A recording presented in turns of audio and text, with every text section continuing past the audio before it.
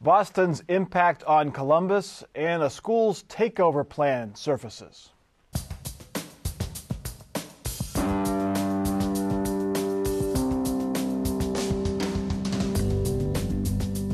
From the Battelle Studio at WOSU at COSI, this is Columbus on the Record. Joining Mike Thompson this week, William Hershey, writer and former State House reporter, Jim Siegel, State House reporter for the Columbus Dispatch, Terry Casey, Republican strategist, and Joseph Moss, attorney and chair of the Ohio Hispanic Coalition. The Boston Marathon is one of those events that touches much of the country. There's a good chance you have run or you know somebody who has run it. Some 150 Central Ohioans ran it this year. Perhaps that's one reason the bombing hit us hard here, even though we're 800 miles away. The two bombs that killed 3 and injured scores of others first shocked us, then the attacks saddened us and angered us. Then the actions of first responders, volunteers, and people in Boston and around the country inspired us. Boston is a tough and resilient town, so are its people.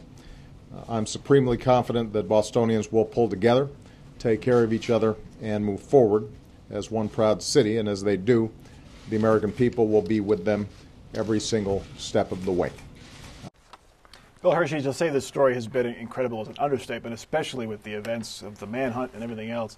What impact does it have on life here, do you believe, going forward? Large gatherings, that kind of thing? Well, that's the question. I think we might want to look down the road. First, May 3rd to 5th is the Flying Pig Marathon in Cincinnati, and they're already talking about reviewing their security. But after that, we have Red, White, and Boom in downtown Columbus, which bring tens of thousands of people.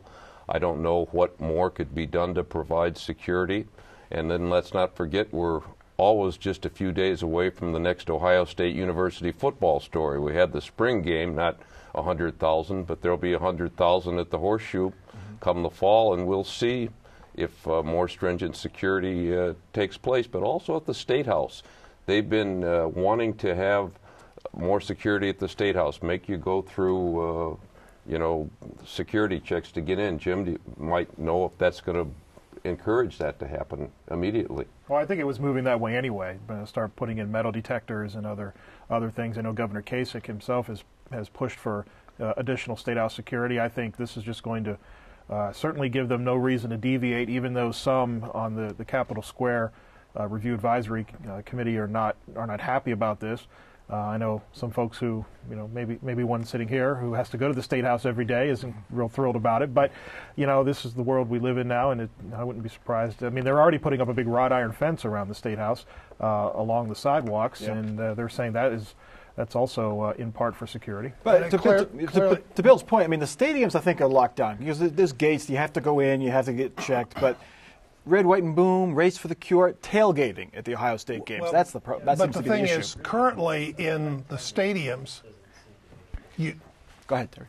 In the stadiums, you've had people checking before you go in the stadium, before you go in the Schottenstein Arena. They're checking the bags, but it's all the areas because the masses of humanity outside is big and could be an attractive target. I think it makes sense, which is exactly what happened after the tragedy of 9/11. I remember attending the first home game at the Shoe, and they checked your bags and they checked your backpacks and all of that. But in the long run... But when you went into the stadium?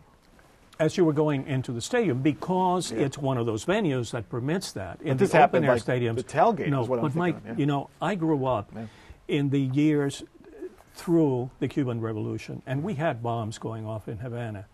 And certainly people were concerned, and perhaps people would avoid certain places, but outside of that, life goes on. And I think clearly it means a lot more cameras. And one of the good things, successes of this, the digital technology, the ability to take clearer, better pictures, it's going to be more and more with us in public spaces that you better assume you're on camera. I think Terry's right, and I think that's one of the concerns, though. As tragic as this is, as tragic as 9/11 was, there's always a tendency by some people to want to take away more of our freedoms.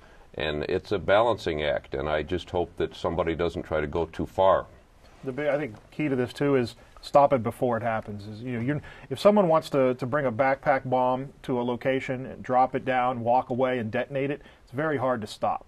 But maybe you can. Maybe they're on a list somewhere. Maybe you know the components they've purchased. Maybe you get a sense. Maybe you can stop them beforehand. I think that's where we're just going to have to keep relying on our law enforcement, federal and state, to help us out here. And you saw the video of the two suspects walking through the crowded sidewalk, backpacks. They looked like very casual. If you watch the video, you see other people's bags just walking right past them. They look no different than them. You really couldn't pick them out. Police and law enforcement response. We saw that with the manhunt. Huge response. Is Central Ohio prepared to launch this big an investigation, this big a manhunt? Well, in some ways, the good news is Columbus is not New York or Boston or D.C. or L.A., but we're still an attractive target because we're a big city, a state capital, a diverse population. But I think in general, we're pretty fortunate because the Columbus Police Department, the sheriff, the Highway Patrol, Ohio State University, we've got a lot of law enforcement used to preparing, all that practice from presidential visits. In election years, we kind of know how to gear up for these things. But we shouldn't get too complacent. Don't forget Oklahoma City. That wasn't part of the Eastern Seaboard or the West Coast, and it was a horrific event. All right. While all of this was swirling around, the U.S. Senate took up a key gun control vote. Before the Senate was a bill that would have required background checks for retail-based gun purchases. Even though close to 90% of Americans support such a law, a few Democrats and many Republicans killed it. Among those voting against it, U.S. Senator Rob Portman. In a statement, Portman said he does not believe it would be effective in preventing the kind of heartbreaking loss of life seen in Newtown or in other recent tragic incidents. It does, however, he said, contain several provisions that would make it more difficult for law-abiding Ohioans to exercise their constitutionally guaranteed rights. Some Republicans fear a primary challenge if they vote for any gun control measure, but Portman's vote brought an immediate challenge from a Democrat who plans to run against the senator in 2016. It was a slap in the face of all those parents, those kids that died at Sandy Hook, the parents that had to struggle in Colorado, and it's a struggle that's going to continue because of what he has done. Terry Casey, why did he vote against this proposal? It seems like a lot of people, if you get 90% of your constituents to support it, you think you'd vote for it. Well, if you ask people certain questions, certain things sound good, but then there's questions of how effective it is, because part of what we have legally is you might have this requirement, but if you can't effectively get at people that have sanity, mental health, other kind of legal problems, if the checks are not effective and you voted for it and people say, wait a minute, it didn't work, why didn't you vote for something that was better and more effective? But I think one of the it seems like Republicans who are opposed to this gun control are looking for the ideal that doesn't exist. There's always a flaw in every legislation. It won't work in this case, it won't work in that case. Well, that's because it's being advanced as an excuse. They, in fact, don't want to vote on anything at all. This is a comprehensive type of issue. It can't be addressed by one single thing. I think Terry is absolutely right. But that argument can be used with any single component, whether it is mental health, whether it is the entertainment issue that Republicans are always saying Democrats don't want to bring up, whether it's the access or the magazines. It is not one solution. It is many, and they all have to be addressed, together or independently. I think it also should dispel the notion that Senator Portman is like Senator DeWine or Senator Voinovich, who occasionally departed from the Republican path, with the exception of his position on gay marriage. Senator Portman is a dependable Republican vote, and he did vote for something. He voted for the Grassley alternative, which Republicans ginned up so they could have something to say they voted for it. And there's nothing wrong with that if that's what he is, but he is not an independent or a moderate or a maverick or anything. He's a down-the-line Republican. Let's take a look at the Quinnipiac University poll, which came out a couple of days after this vote, and it again showed that Ohioans have overwhelming support for background checks. 84% of all Ohioans support background checks as proposed, and of gun owners, or at least guns in their household, 80%. These are folks with guns in their household support these background checks. Jim Siegel, is it really a matter of how the question is phrased, or is it these folks want some kind of, they want the gun show loophole closed, basically? Well, I think they support it. I mean, I don't think, they see it as a common sense idea. Look, before we hand you over a weapon that you can own, you're going to have to at least spend a few days or some time showing that you're not a criminal, you don't have a history of domestic violence or, mental health problems. Now, I think to Terry's point, I think, I'm sure that the background aspect of this probably could use improvement. I'm sure that, but but I don't, there's the old phrase, don't let the perfect get in the way of the good.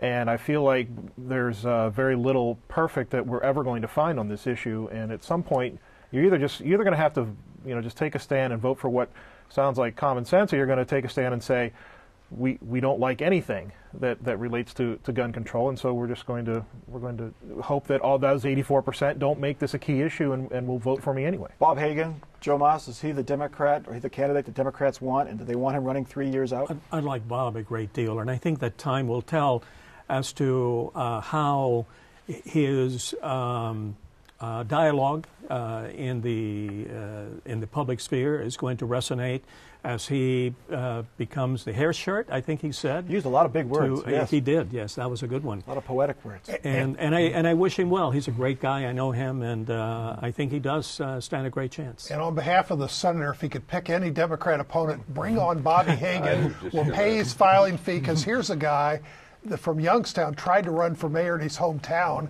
and got soundly defeated. So Bob Hagan's a nice, interesting, colorful guy, but he's not the ideal the Democrats would like to have if they actually want to beat Portman. And 3 years is a long It's a long way time. away. I think we'll But have we're to all wait and for see. him.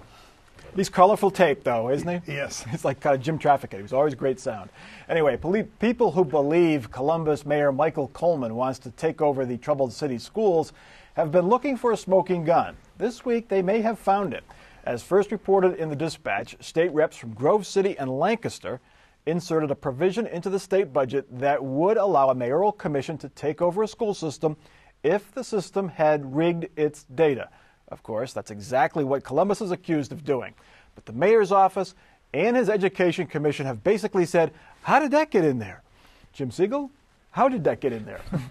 Well, there's no one who is saying yet directly that the mayor or the commission came to them and said, Cheryl Grossman and Gerald Stapleton have not said that they came to us and asked for this, and that's why we put it in.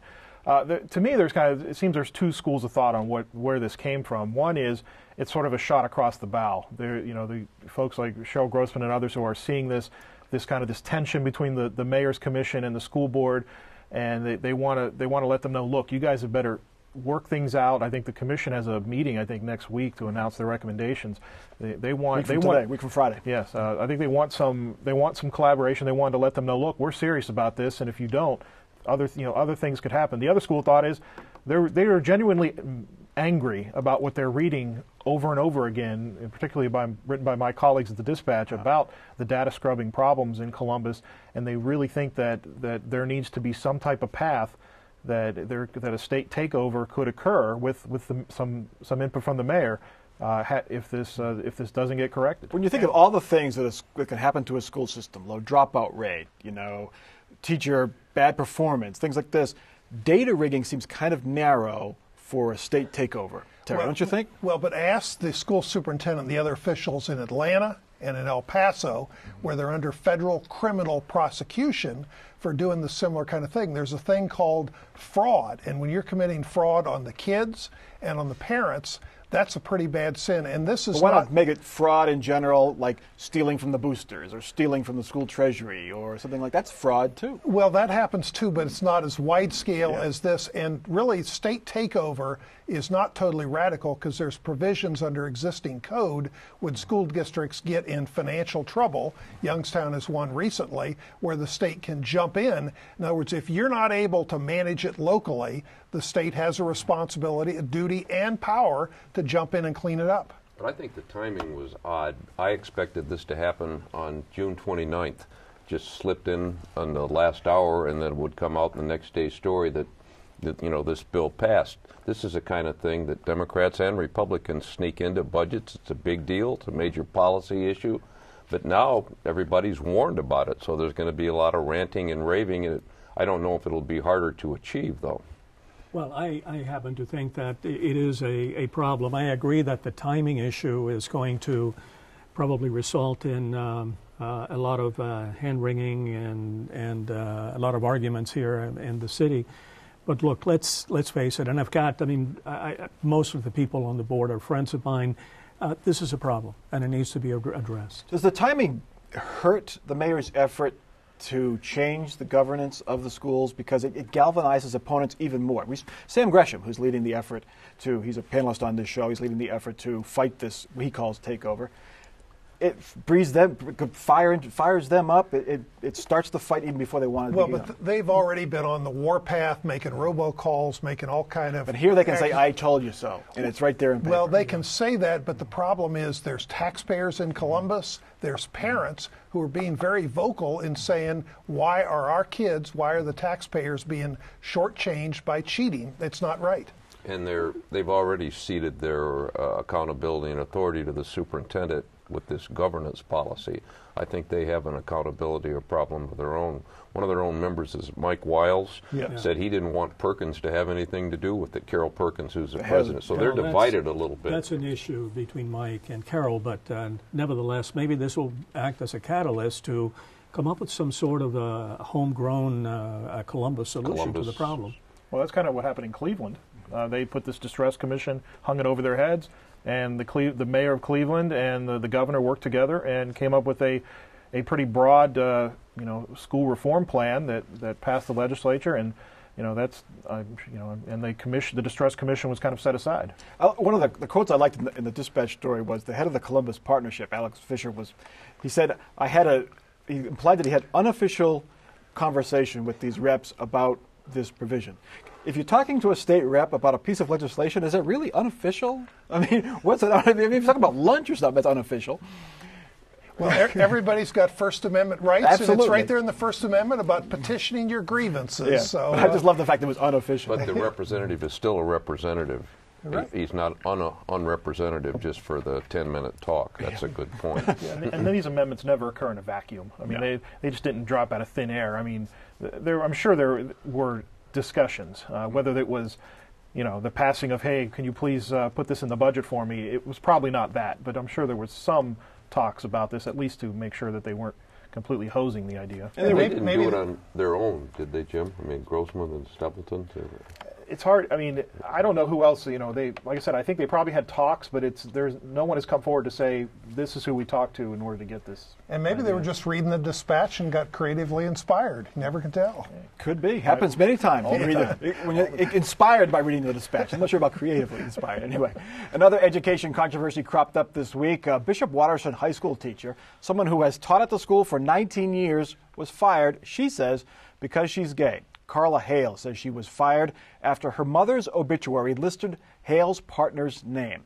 Hale says the school fired her for, quote, immoral conduct. The school and the Catholic diocese are not commenting, but Columbus City officials say if Hale was fired for being gay, that would violate the city's anti-discrimination ordinance. Joseph Maas, what is the ordinance? What does it prohibit? The ordinance is 2331.03, and it prohibits unlawful employment practices, which include discrimination because of sexual orientation, gender identity, and related issues. How much weight's behind that? They don't face jail time, but do they face a fine? They do. It's essentially a misdemeanor of the first degree, so that it could result. Now, one of the interesting questions is as to whether it is this directed at the principal from Bishop Watterson, would be directed at perhaps at the bishop. Who is it that called the shots?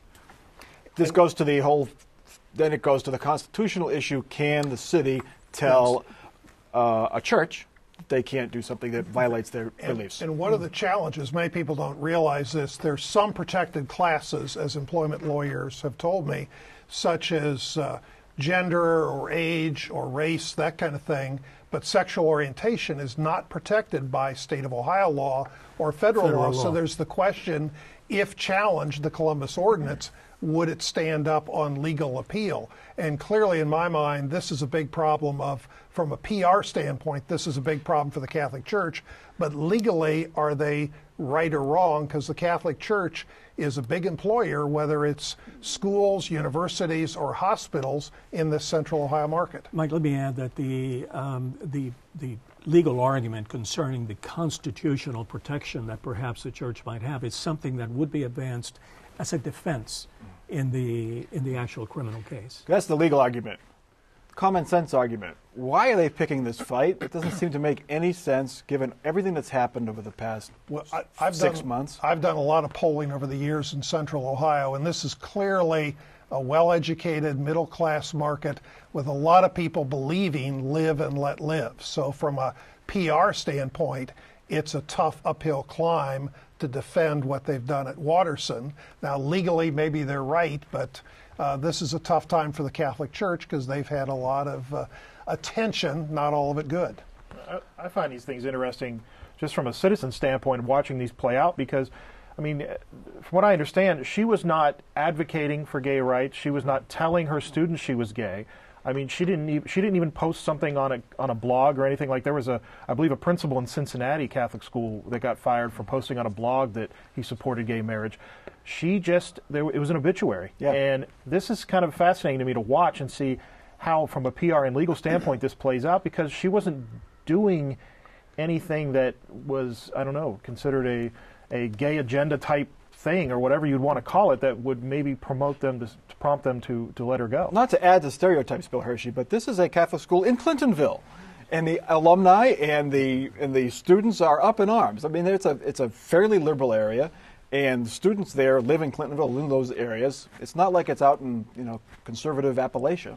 No, but there are residents. Clintonville's not a homogeneous area either. There are people there who I think support what happened, but a friend of mine is a Watterson graduate, and he was upset about this. He lives outside of Columbus now, but he said when he went there, all the teachers were nuns, so there wasn't even rumors about things like this. But times have changed. But one of the things that she brought up that I thought was interesting, if they're going to fire her for this, they have to fire teachers who are living together without being married, and others who don't follow Catholic doctrine. It may bear mentioning that she's not Catholic, by the way. She's Methodist. And the idea as to which religion or what concepts the religion embraces and what definitions they may have under this morality clause that the contract might have may vary. And I think that that's an issue that is going to come up here pretty soon. And let's not forget, this thing came to the attention of the administration because of an anonymous letter from a parent. Something that maybe, was it not? Yes, anonymous though. Yeah. Right, and there's a question from a privacy standpoint, did the school ask her sexual preference, and was that an invasion of privacy? I don't think they did. I think that, in fact, she was summarily terminated without asking her that question. Which brings a due process question, I think not so, that too. They have due process protection. So it's a legal tangle. It'll be interesting to watch out. Real quick, Attorney General Mike DeWine this week did not wait for state lawmakers to pass a new law. He launched his own crackdown on internet cafes following a court ruling that concluded the cafes were, quote, obviously offering gambling. Police raided 6 Cleveland area internet cafes, seized the machines. The cafe owners say they're not running casinos but sweepstakes, which is permitted by state law. DeWine obviously disagrees. Jim Siegel, can he do this? The state lawmakers have been they haven't done anything to say these are gambling, we're going to regulate them. He went on his own. He's got an appeals court decision in his pocket right now that the Eighth District Court said this is obvious gambling, and if that's the case, it's not legal. You cannot gamble out. You cannot have gambling outside of the lottery and the horse tracks and the casinos right now because the state keeps control of that. So if it's gambling, it's illegal. That's why they've constantly argued it's sweepstakes and not gambling. And those pictures of pulling out those machines. Those machines look really close to slot machines. Really? I was wondering what they look like, Terry. And if I was a betting person, I'd put a lot of money on Mike DeWine's going to win big on this thing, because being Elliot Ness, fighting people that are unregulated, they're going to discover a lot of corruption, maybe a few bribes and payoffs to certain people to look the other way. This is going to be a big deal. It's going to make it hard for David Pepper to have a chance against Mike DeWine. And on top of that, there's always the argument that is advanced that these places are nests of other types of criminal activity. I think that's a human trafficking, which I think is the current term for prostitution and perhaps other things going on. I'm not sure that that is 100% genuine, legitimate, but Nevertheless, they're in competition with the state of Ohio. And they're That's in the bottom competition, line. and these cafes are in competition with the casinos, and they're not too sad to see these things get shut down. And the Catholic Church that runs bingo games. Absolutely. Remember, there were 2 sites in New Jersey raided too as part of this. So they're getting where these folks are coming from too. This is not just an Ohio-based thing. All right, let's get to our final off-the-record parting shots. Joe Mas, you're up first. Mike, this past Wednesday, the 8 U.S. senators, known as the Gang of Eight, advanced and filed their comprehensive immigration reform bill, and it's been assigned to committee. This bill, unlike its 2007 predecessor, I think does have a chance to pass both the Senate and the House, in my opinion, because no single group opposing it has the weight of, let's say, the NRA or Grover Norquist, and any pushback is not going to surprise anybody this time. Sorry. A few weeks back, I said Cordray was out. Fitzgerald's the candidate. He officially announces on this Wednesday. And guess what? He might discover that what the Obama people did so well, which is defining the opponent, he might get to be the beneficiary of lots of ads where they help explain and define who Ed Fitzgerald is. And there might be mention of Cuyahoga County. All positive, right, Terry? Well, it's all informative, educational. Be nice. Jim. The House passed budget included a 7% income tax cut, much reduced from what the governor wanted. I'll go out on a limb and say the Senate, by the time it's done in early June, will have increased that numbers probably by quite a bit. And Bill. Columnist Kathleen Parker had it right this week when she looked at the Boston tragedy. The challenge, she said, is not just to prevent the next one, but to avoid becoming accustomed to such horror. We should be outraged, not accepting of this. All right. As a person who grew up watching the Boston Marathon, one of the favorite things I did was to go to the Boston Globe the day after the marathon to see all the inspiring pictures of people running, people cheering them on. I did the same thing this year, many tragic pictures, but also a lot of inspiring pictures as well that came out of that event. That is Columbus on the Record for this week. Check us out online. We're on Twitter, on Facebook, and video at our website, WOSU.org. Have a good week.